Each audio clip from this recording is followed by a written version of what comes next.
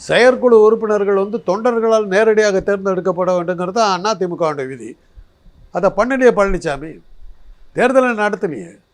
ஓம்புடி பிரசாத்துங்கிற ஒருத்தர் இது நான் தேர்தலில் நிற்கிறதுக்கு விண்ணப்பம் கேட்கறதுக்கு வந்து அடித்து ரத்த கலரியாக்கி தோர்த்தி விட்டாங்கல்ல. டிவியிலலாம் காட்டினாங்கல்ல, அவர் பாவம் தீவிரமான தொண்டர். அன்றைக்கி அப்புறம் போனவர் இன்றைக்கி வரலாம் ஆளை காணும், எங்கே போனான்னு தெரியல. அந்த மாதிரி அடித்து துரத்தி இவங்களுக்கு வேணுங்கிறாள். 2500 பேரை வச்சுருக்காருங்க மொத்தமாக அவர். எம்எல்ஏக்கள், செயற்குழு உறுப்பினர்கள் பேரில் இவர் சம்பளம் கொடுக்குற ஒரு 10 ஆட்கள்.